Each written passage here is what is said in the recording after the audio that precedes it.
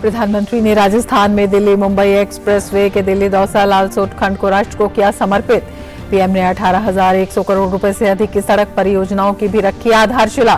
कहा, दिल्ली मुंबई एक्सप्रेसवे और western dedicated freight corridor Rajasthan और देश की प्रगति के बनेंगे दो मजबूत स्तंभ। परियोजनाओं से आने वाले समय में राजस्थान सहित पूरे क्षेत्र की बदलेगी तस्वीर।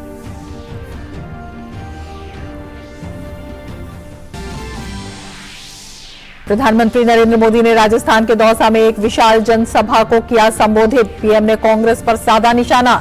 कहा, कांग्रेस करती है अटकाने, लटकाने और भटकाने का काम। कांग्रेस के पास न विजन है और न ही बातों में वजन है।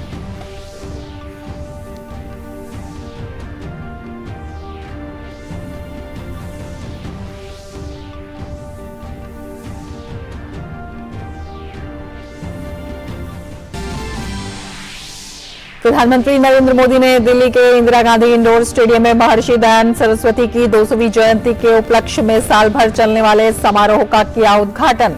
कहा, महर्षि दयानंद सरस्वती जी ने वेदों के बोध को समाज में किया पुनर्जीवित। महिलाओं को लेकर समाज में व्याप्त रूढ़ियों के खिलाफ तार्किक और प्रभावी आवाज उठाई।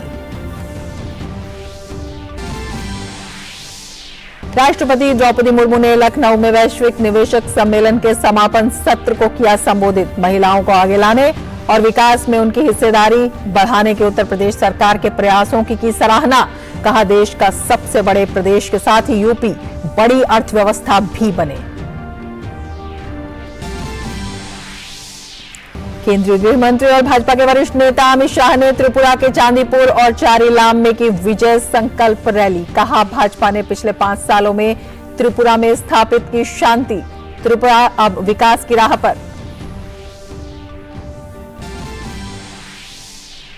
महाराष्ट्र, बिहार, असम, अरुणाचल प्रदेश और झारखंड समेत 12 राज्यों में नए राज्यपालों की नियुक्ति। रमेश बैस महाराष्ट्र, गुलाब चंद कटारिया को असम और शिव प्रताप शुक्ला को हिमाचल प्रदेश का नया राज्यपाल किया गया नियुक्त। वहीं brigadier retired BD Mishra Ladakh के नए उपराज्यपाल बने।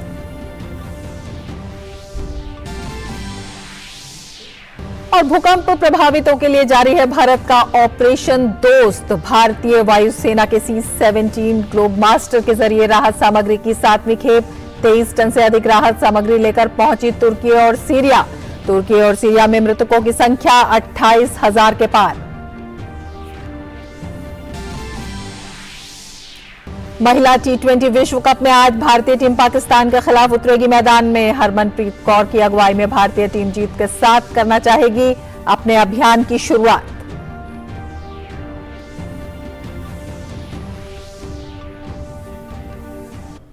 नमस्कार, जीजी न्यूज में आपका स्वागत है। मैं हूं रमा त्यागी। खबरों को विस्तार से देखेंगे, लेकिन उससे पहले ले लेते हैं एक ब्रेक। आप देखते रहिए DD news. Reform, perform, transform से ग्रेट परफॉर्मेंस की कहानी लिख रहे उत्तर प्रदेश में यशस्वी प्रधानमंत्री श्री नरेंद्र मोदी जी के विजन के अनुरूप माननीय मुख्यमंत्री योगी आदित्यनाथ जी के नेतृत्व में आयोजित हो रहे ग्लोबल इन्वेस्टर्स समिट 2023 में आपका स्वागत है। 20 देशों के 10,000 से अधिक विजनरी बिजनेस लीडर्स के इस अंतर्राष्ट्रीय निवेशक महाकुंभ में गवर्नमेंट टू बिजनेस मीटिंग्स और रिकॉर्ड MOU होंगे। आइए 10 से 12 फरवरी को लखनऊ में नए भारत के ग्रोथ इंजन की स्पीड का हिस्सा बने। उत्तर प्रदेश में निवेश करें। नए भारत का ग्रोथ इंजन। प्रधानमंत्री नरेंद्र मोदी ने राजस्थान के दौसा में 18,100 करोड़ रुपए से अधिक की लागत वाली देश की सड़क विकास परियोजनाओं का शिलान्यास और लोकार्पण किया। वे दिल्ली मुंबई एक्सप्रेसवे के दिल्ली दौसा लालसोट सेक्शन को उन्होंने राष्ट्र को समर्पित किया। दिल्ली दौसा लालसोट सेक्शन 246 किलोमीटर लंबा है, जिसे 12,173 करोड़ रुपए से अधिक की लागत से तैयार किया गया है। अब दिल्ली से जयपुर की यात्रा 5 घंटे से घटकर लगभग 3.5 घंटे की रह गई है। इससे पहले जब प्रधानमंत्री मंच पर पहुंचे, तब केंद्रीय मंत्री नितिन गडकरी और गजेंद्र सिंह शेखावत ने उन्हें राजस्थान का प्रसिद्ध साफा पहनाकर उनका स्वागत किया। दिल्ली मुंबई एक्सप्रेसवे भारत का सबसे लंबा एक्सप्रेस वे होगा, जिसकी कुल लंबाई 1386 किलोमीटर है। इसके बन जाने से दिल्ली और मुंबई के बीच की यात्रा दूरी में 12% की कमी आएगी और सड़क की लंबाई 1424 किलोमीटर से कम होकर 1242 किलोमीटर रह जाएगी। यात्रा के समय में भी 50% की कमी आएगी। पहले जहां 24 घंटे लगते थे, अब 12 घंटे लगेंगे। ये एक्सप्रेसवे 6 राज्यों दिल्ली, हरियाणा, राजस्थान, मध्य प्रदेश, गुजरात और महाराष्ट्र से होकर गुजरेगा। प्रधानमंत्री ने इस अवसर पर कहा कि दिल्ली मुंबई एक्सप्रेसवे और वेस्टर्न डेडिकेटेड फ्रेट कॉरिडोर ये राजस्थान की देश की प्रगति के 2 मजबूत स्तंभ बनने वाले हैं। ये परियोजनाएं आने वाले समय में राजस्थान सहित इस पूरे क्षेत्र की तस्वीर बदलने वाले हैं। उन्होंने कहा कि जब ऐसी आधुनिक सड़कें बनती हैं तो रेलवे स्टेशन, एयरपोर्ट, मेट्रो बनते हैं तो देश की प्रगति होती है। बीते 9 वर्षों से केंद्र सरकार भी निरंतर इंफ्रास्ट्रक्चर पर बहुत बड़ा निवेश कर रही है। जब ऐसी आधुनिक सड़कें बनती हैं, आधुनिक railway station, railway track, metro, airport बनते हैं तो देश की प्रगति को गति मिलती है। दुनिया में ऐसे अनेक अध्ययन हैं जो बताते हैं कि इंफ्रास्ट्रक्चर पर लगाई गई राशि जमीन पर कई गुना ज्यादा असर दिखाती है। इंफ्रास्ट्रक्चर पर होने वाला निवेश उससे भी अधिक निवेश को आकर्षित करता है। बीते 9 वर्षों से केंद्र सरकार भी निरंतर इंफ्रास्ट्रक्चर पर बहुत बड़ा निवेश कर रही है। प्रधानमंत्री मोदी ने कहा कि इस साल के बजट में इंफ्रास्ट्रक्चर के लिए 10 लाख करोड़ रुपए का प्रावधान किया गया है। ये राशि 2014 में प्रावधानित राशि का 5 गुना है। इस निवेश से राजस्थान को काफी फायदा होने वाला है। इस वर्ष के बजट में तो हमने इंफ्रास्ट्रक्चर के लिए 10 लाख करोड़ रुपए की व्यवस्था की है। ये 2014 की तुलना में 5 गुना अधिक है। इस निवेश का बहुत बड़ा लाभ राजस्थान को होने वाला है। यहां के गांव, गरीब और मध्यम वर्ग के परिवारों को होने वाला है। प्रधानमंत्री ने कहा कि इस एक्सप्रेसवे के बनने से जहां किसानों को लाभ होगा, वहीं राजस्थान के पर्यटन उद्योग को भी फायदा होगा। एक्सप्रेसवे के इर्द गिर्द ग्रामीण हाट बनाए जा रहे हैं। इससे जो स्थानीय किसान है, बुनकर है, हस्तशिल्पी है, वे अपने उत्पाद आसानी से बेच पाएंगे। दिल्ली मुंबई एक्सप्रेसवे से राजस्थान के साथ साथ हरियाणा, मध्य प्रदेश, गुजरात और महाराष्ट्र के अनेक जिलों को बहुत लाभ होगा। इस आधुनिक कनेक्टिविटी का लाभ सरिस्का टाइगर रिजर्व, केवलादेव और रणथंभौर नेशनल पार्क, जयपुर, अजमेर जैसे अनेक पर्यटक स्थलों को भी होगा। देश और विदेश के पर्यटकों के लिए राजस्थान पहले ही आकर्षक रहा है, अब इसका आकर्षण और बढ़ जाएगा। बाद में प्रधानमंत्री नरेंद्र मोदी ने दौसा में राष्ट्रीय सड़क परियोजना प्रदर्शनी का निरीक्षण किया। इस दौरान उनके साथ केंद्रीय सड़क परिवहन और राजमार्ग मंत्री नितिन गडकरी भी मौजूद रहे। केंद्रीय सड़क और परिवहन राजमार्ग मंत्री नितिन गडकरी ने कहा कि ये दिल्ली मुंबई के बीच बनने वाला राजमार्ग कई पिछड़े क्षेत्रों को जोड़ता है, जो इस क्षेत्र के विकास के लिए एक वरदान साबित होगा। बैकवर्ड एरिया से जाने वाला और उस एरिया के लिए ग्रोथ इंजन बनने वाला हाईवे है और प्रधानमंत्री जी के आत्मनिर्भर भारत और विशेष रूप से इंटरनेशनल स्टैंडर्ड का जो इंफ्रास्ट्रक्चर बनाने की बात जो बार बार उन्होंने हमारे सामने टारगेट रूप में रखी थी, हमारा ये विश्वास है और ये उद्दिष्ट है कि प्रधानमंत्री जी के मार्गदर्शन में 2024 समाप्त होने के पहले हम हिंदुस्तान का रोड इंफ्रास्ट्रक्चर अमेरिका के बराबर करने की पूरी कोशिश करेंगे। प्रधानमंत्री नरेंद्र मोदी दिल्ली के इंदिरा गांधी स्टेडियम में महर्षि दयानंद सरस्वती की 200वीं जयंती के उपलक्ष्य में साल भर चलने वाले समारोह में शामिल हुए और उनका शुभारंभ किया। महर्षि दयानंद सरस्वती ने आर्य समाज की स्थापना कर सामाजिक सुधारों और शिक्षा पर जोर देकर देश की सांस्कृतिक और सामाजिक जागृति में महत्वपूर्ण भूमिका निभाई।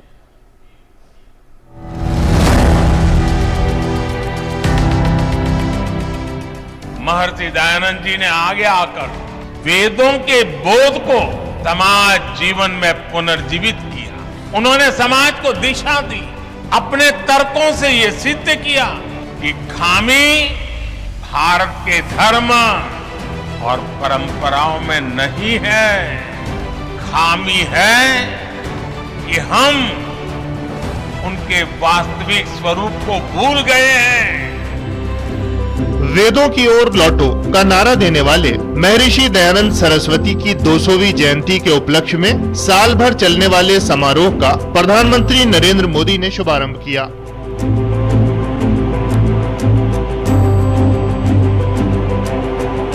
दिल्ली में आयोजित इस कार्यक्रम में शिरकत करने पहुंचे पीएम मोदी ने गुजरात के राज्यपाल आचार्य देवव्रत के साथ यज्ञ में आहुति अर्पण किया।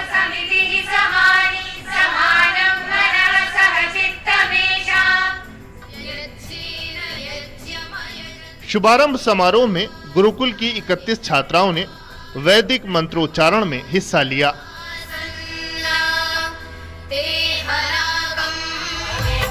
इस अवसर पर पीएम ने आर्य समाज द्वारा आयोजित विभिन्न प्रस्तुतियों का भी अवलोकन किया।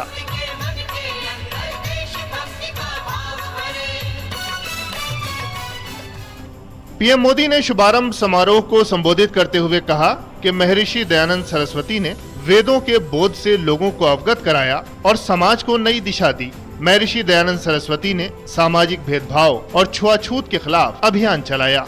महर्षि जी ने सामाजिक भेदभाव, ऊंच नीच, छुआछूत ऐसी समाज में घर कर गई अनेक विकृतियां, अनेक बुराइयों के खिलाफ एक सशक्त अभियान चलाया। जिन बुराइयों का ठिकरा धर्म के ऊपर फोड़ा जाता था, स्वामी जी ने उन्हें धर्म के ही प्रकाश से दूर किया। पीएम मोदी ने कहा कि महर्षि जी महिलाओं के सशक्तिकरण के प्रबल समर्थक थे। उन्होंने कहा कि ये बात महर्षि दयानंद सरस्वती ने तब उठाई जब पश्चिमी देशों में भी महिलाओं के लिए समान अधिकार दूर की बात थे।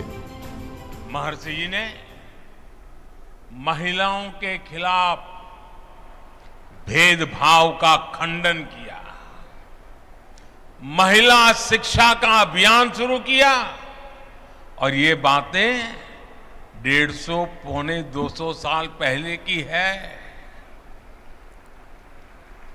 आज भी कई समाज ऐसे हैं जहां बेटियों को शिक्षा और सम्मान से वंचित रहने के लिए मजबूर करते हैं। स्वामी दयानंद जी ने ये बिगुल तब फूंका था जब पश्चिमी देशों में भी महिलाओं के लिए समान अधिकार दूर की बात थी। पीएम मोदी ने कहा कि आज देश अपनी विरासत पर गर्व कर रहा है। देश पूरे आत्मविश्वास के साथ कह रहा है कि हम देश में आधुनिकता लाने के साथ ही अपनी परंपराओं को भी समृद्ध करेंगे। पीएम मोदी ने कहा कि आज हम देश में बिना भेदभाव नीतियों और प्रयासों को आगे बढ़ते देख रहे हैं। हर गरीब के लिए मकान,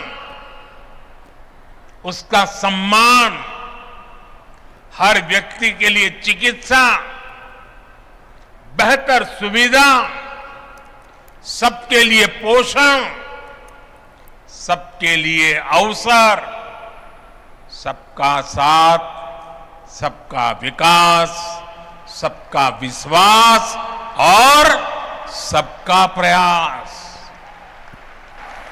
ये मंत्र देश के लिए एक संकल्प बन गया है।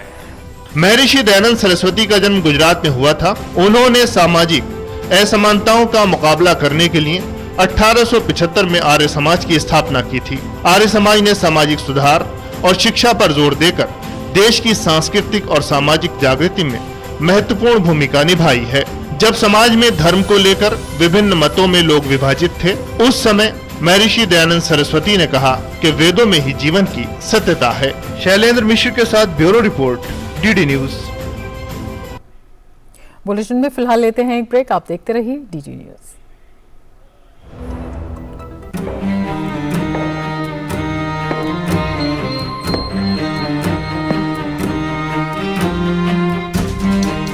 कब तक आप ऐसे फ्यूचर का टेंशन लेकर चलते रहेंगे? LIC के न्यू पेंशन प्लस के साथ अपनी पेंशन का प्लान बनाइए, क्योंकि ये प्लान आपके फ्यूचर के लिए मार्केट लिंक्ड वेल्थ क्रिएट करता है। और तो और इस प्लान में गारंटीड एडिशंस के साथ पेंशन पाने के कई ऑप्शंस भी हैं, so that you grow young and tension free. LIC, हर पल आपके साथ। रिफॉर्म, परफॉर्म, ट्रांसफॉर्म से ग्रेट परफॉर्मेंस की कहानी लिख रहे उत्तर प्रदेश में यशस्वी प्रधानमंत्री श्री नरेंद्र मोदी जी के विजन के अनुरूप माननीय मुख्यमंत्री योगी आदित्यनाथ जी के नेतृत्व में आयोजित हो रहे ग्लोबल इन्वेस्टर्स समिट 2023 में आपका स्वागत है। 20 देशों के 10,000 से अधिक विजनरी बिजनेस लीडर्स के इस अंतर्राष्ट्रीय निवेशक महाकुंभ में गवर्नमेंट टू बिजनेस मीटिंग्स और रिकॉर्ड MOU होंगे। आइए 10 से 12 फरवरी को लखनऊ में नए भारत के ग्रोथ इंजन की स्पीड का हिस्सा बने, उत्तर प्रदेश में निवेश करें। नए भारत का ग्रोथ इंजन। ब्रेक के बाद फिर से आपका स्वागत है। प्रधानमंत्री नरेंद्र मोदी ने राजस्थान के दौसा में एक जनसभा को संबोधित किया। इस मौके पर पीएम ने कांग्रेस पर निशाना साधते हुए कहा कि कांग्रेस पार्टी विकास के कार्यों में रुकावट डालती रहती है। कांग्रेस जिस तरह चीजों को अटकाने, भटकाने और लटकाने की राजनीति करती है, उसमें विकास के कार्य कांग्रेस नेताओं द्वारा अधिकतर पटक ही दिए जाते हैं। ना ये लोग खुद काम करते हैं और न ही काम करने देते हैं। इसके अलावा कांग्रेस के राज में कानून व्यवस्था की स्थिति हर दिन खराब से खराब होती जा रही है। राजस्थान से बीते कुछ समय में जिस तरह की खबरें लगातार आ रही हैं, उनका संदेश एक ही है। राजस्थान की संस्कृति, यहाँ की परंपरा, यहाँ के गौरव को बचाना है तो राज्य में भाजपा सरकार को वापस लाना ही होगा। प्रधानमंत्री ने कहा कि हमारी सरकार ने ओबीसी की सुरक्षा के लिए उसे संवैधानिक दर्जा दिया। ओबीसी वर्ग को संवैधानिक सुरक्षा मिले, इसके लिए ओबीसी आयोग को संवैधानिक दर्जा हमारी सरकार ने दिया है। ऑल इंडिया मेडिकल कोटे में ओबीसी के लिए आरक्षण नहीं था, हमने ये भी सुनिश्चित किया। पहली बार बंजारा समाज, गुमंतु, अर्धगुमंतु समाज के विकास और कल्याण के लिए विशेष बोर्ड भी हमारी ही सरकार ने बनाया है। प्रधानमंत्री ने कहा कि दुनिया के बाजारों तक पहुंचना चाहते हैं, इसके लिए यहां के अन्न को विश्व के बाजारों में श्री अन्न के नाम से पहुंचाया जाएगा। हम दुनिया के बाजार पहुंचना चाहते थे। हमारे छोटे किसान जो मेहनत करके पैदावार करते हैं, कठिन परिस्थितियों में करते हैं, मोटा अनाज पैदा करते हैं, अब दुनिया के बाजार में वो श्री अन्न के नाम से दुनिया में पहुंचेगा। इस श्री अन्न को देश विदेश में मार्केट मिले, किसानों को अधिक प्रोत्साहन मिले, छोटे किसानों को लाभ हो, इसके लिए अनेक कदम इस साल के बजट में उठाए गए हैं। और सीधे ले चलते हैं आपको बेंगलुरु, जहां पर केंद्रीय मंत्री राजनाथ सिंह अपना संबोधन आर्म्ड फोर्सेस के प्रमुख और हाई लेवल मिनिस्ट्रियल डेलीगेशंस ये शामिल हो रहे हैं। इसके अलावा वर्ल्ड लेवल के इंडस्ट्रियलिस्ट और बिजनेस पर्सन्स भी इसमें हिस्सा लेते हैं। यह आयोजन देश में एरोस्पेस और एविएशन सेक्टर के विकास में एक महत्वपूर्ण योगदान देता है। इसके साथ ही आज के संदर्भ में यह माननीय प्रधानमंत्री जी की आत्मनिर्भर भारत पहल को आगे बढ़ाने की दिशा में हमारे मैन्युफैक्चरिंग स्किल और कैपेबिलिटी को डिस्प्ले करने का एक अनूठा अवसर भी प्रदान करता है। साथियों, एयर इंडिया शो 2023 के रूप में हमने एक बड़े इवेंट की कल्पना की थी, पर आप सबको यह बताते हुए मुझे बेहद खुशी है कि जितना हमने सोचा था उससे कहीं ज्यादा ग्रैंड, उससे कहीं ज्यादा भव्य इवेंट यहां आयोजित होने जा रहा है। इसकी भव्यता का अंदाजा आप सभी इसी इवेंट में आने वाले पार्टिसिपेंट्स की संख्या को देखकर लगा सकते हैं। जैसा कि आप सबको बतलाया गया है कि लगभग 100 फ्रेंडली कंट्रीज और 800 से अधिक एग्जीबिटर्स के साथ यह देश का अब तक का सबसे बड़ा एरो इंडिया शो है। इसके आयोजन का सौभाग्य कर्नाटक प्रदेश को मिला है। इसके लिए माननीय मुख्यमंत्री सहित प्रदेश के समस्त नागरिक यहां के बधाई के पात्र हैं। मित्रों, कर्नाटक हमारे देश की इकोनॉमिक ग्रोथ में कंट्रीब्यूट करने वाले राज्यों में सबसे अग्रणी राज्य है और यह राज्य अपनी स्किल्ड ह्यूमन रिसोर्स और रोबस्ट डिफेंस मैन्युफैक्चरिंग इकोसिस्टम के लिए आज से नहीं बल्कि पहले से जाना जाता है और यह मैन्युफैक्चरिंग और रिसर्च एंड डेवलपमेंट गतिविधियों के लिए डोमेस्टिक और मल्टीनेशनल डिफेंस और एविएशन कंपनीज का प्रीफर्ड डेस्टिनेशन है। इसमें कई डिफेंस पब्लिक और प्राइवेट कंपनीज और रिसर्च एंड डेवलपमेंट इंस्टीट्यूशंस जैसे BML, DRDO, ISRO, ISC, Mahindra aerospace, Airbus, Boeing आदि सभी शामिल हैं, जो कर्नाटक को भारत में एरोस्पेस इंडस्ट्री के एक अग्रणी राज्य बनाती हैं।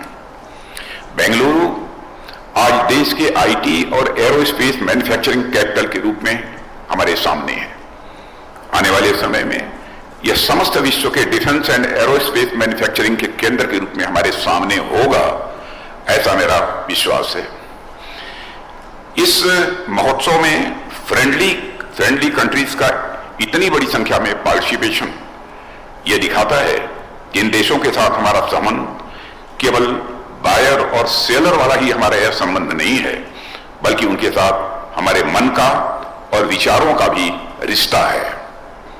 इसी का परिणाम है कि एरो इंडिया शो का हर एक एडिशन अपने पिछले एडिशन का रिकॉर्ड तोड़ता जा रहा है। मित्रों, आज जब हम विश्व की इकोनॉमिक सुपर पावर बनने की राह पर अग्रसर हैं, मेरा मानना है कि डिफेंस इंडस्ट्रियल सेक्टर इसमें एक महत्वपूर्ण भूमिका निभाएगा। हम डिफेंस इंडस्ट्रियल सेक्टर में जो भी अचीव करते हैं उनका भारत की इकोनॉमी को बहुत व्यापक स्पिन ऑफ बेनिफिट प्राप्त होता है। डिफेंस सेक्टर में हम जो टेक्नोलॉजी डेवलप करते हैं उनमें अनेक टेक्नोलॉजी सिविल सोसाइटी में भी समान रूप से उपयोगी होती हैं और साथ ही समाज में साइंस एंड टेक्नोलॉजी और इनोवेशन के प्रति टेम्परामेंट पैदा होता है, जो समाज और राष्ट्र की ओवरऑल डेवलपमेंट में भी यह सहायक होता है। हमारा लक्ष्य एक वाइब्रेंट व world class domestic defence industry बनाना है, ताकि हम डिफेंस सेक्टर में सेल्फ रिलायंस के लक्ष्य को प्राप्त करने के साथ साथ राष्ट्र के कॉम्प्रिहेंसिव डेवलपमेंट के लक्ष्य को भी हासिल कर सकें। यह इवेंट इस राह में आगे बढ़ने में भी हमारी मदद करेगा। साथियों, विंग्स ऑफ द फ्यूचर की थीम के साथ इंडिया पेविलियन इस इवेंट के आकर्षण का केंद्र होगा और यह पेविलियन नए भारत की सामर्थ्य। बुलेटिन में फिलहाल लेते हैं एक ब्रेक। आप देखते रहिए DD news. Reform, perform, transform से ग्रेट परफॉर्मेंस की कहानी लिख रहे उत्तर प्रदेश में यशस्वी प्रधानमंत्री श्री नरेंद्र मोदी जी के विजन के अनुरूप माननीय मुख्यमंत्री योगी आदित्यनाथ जी के नेतृत्व में आयोजित हो रहे ग्लोबल इन्वेस्टर्स समिट 2023 में आपका स्वागत है। 20 देशों के 10,000 से अधिक विजनरी बिजनेस लीडर्स के इस अंतर्राष्ट्रीय निवेशक महाकुंभ में गवर्नमेंट टू बिजनेस मीटिंग्स और रिकॉर्ड MOU होंगे। आइए 10 से 12 फरवरी को लखनऊ में नए भारत के ग्रोथ इंजन की स्पीड का हिस्सा बने। उत्तर प्रदेश में निवेश करें। नए भारत का ग्रोथ इंजन। ब्रेक के बाद फिर से आपका स्वागत है। राष्ट्रपति द्रौपदी मुर्मू ने Uttar Pradesh global investor summit के समापन समारोह को संबोधित किया। उन्होंने कहा कि उत्तर प्रदेश बड़ी अर्थव्यवस्था बनने की राह पर है और इसका लाभ किसानों, गरीबों और कामगारों को मिलेगा। राष्ट्रपति ने कहा कि सप्तऋषि के नाम से केंद्रीय बजट को कई क्षेत्रों में बांटा गया है और इसका लाभ यूपी को मिलेगा। मुझे ये देखकर प्रसन्नता हो रही है कि केंद्रीय बजट की इन 7 प्राथमिकता से जुड़ी विषयों पर इस यूपी ग्लोबल इन्वेस्टर समिट में विचार विमर्श हुआ है और निवेश का मार्ग प्रशस्त हुआ है। मुझे पूरा विश्वास है कि देश के विकास के अमृत काल में उत्तर प्रदेश का योगदान अत्यंत महत्वपूर्ण होगा। लखनऊ में आयोजित यूपी ग्लोबल इन्वेस्टर समिट 2023 को राज्य के मुख्यमंत्री योगी आदित्यनाथ ने संबोधित किया। योगी आदित्यनाथ ने कहा कि आज प्रदेश बीमारू राज्य से निकलकर विकास के राज्य के पथ पर आगे बढ़ रहा है। आज दुनिया की बड़ी-बड़ी कंपनियां प्रदेश में निवेश कर रही हैं। आज से 6 वर्ष पहले तक उत्तर प्रदेश जो एक बीमारू राज्य के रूप में जाना जाता था, बीमारू होने का दंश झेलता था, आज उत्तर प्रदेश ने अपने पुरुषार्थ और परिश्रम से इस दंश से मुक्त होने का जो संकल्प लिया, आज उसका परिणाम है कि वैश्विक व्यापारिक समुदाय उत्तर प्रदेश के अंदर यहां की 25 सेक्टर्स की बनी हुई आकर्षक नीतियों से आकर्षित होकर के आज निवेश करने को तत्पर हुआ है। केंद्रीय मंत्री अनुराग ठाकुर ने अपने संबोधन में कहा कि आज भारत खेल के क्षेत्र में देश का नाम रोशन कर रहा है और उत्तर प्रदेश तेजी से स्पोर्ट्स हब बनता जा रहा है। उन्होंने उत्तर प्रदेश सरकार की प्रशंसा करते हुए कहा कि अपने राज्य के खिलाड़ियों को तो हर कोई सम्मानित करता है, लेकिन उत्तर प्रदेश सरकार ने टोक्यो ओलंपिक 2021 के खिलाड़ियों को सम्मानित करके मिसाल कायम की है। Uttar Pradesh is steadily becoming a hub of sports in India. In a mega event in 2021, the UP government has felicitated the Tokyo Olympics medalist. And they have not only felicitated the Tokyo Olympic medalist, but let me put it on record here today that it was the initiative of Uttar Pradesh Chief Minister Shri Yogi Adityanath ji, and UP was perhaps the first state to shower so much of respect and monetary awards and affection on the players of other states as well. अपने राज्य के खिलाड़ियों को तो सम्मानित करने का काम हर राज्य करता होगा, लेकिन उत्तर प्रदेश ने देश के सभी राज्य के खिलाड़ियों को जिन्होंने ओलंपिक्स, पैरालंपिक्स में मेडल जीते, उनको सम्मानित करने का काम किया। इसके लिए उत्तर प्रदेश की सरकार को मैं बहुत बहुत धन्यवाद देना चाहता हूं। इसके साथ ही इस बुलेटिन में फिलहाल इतना ही। नमस्कार।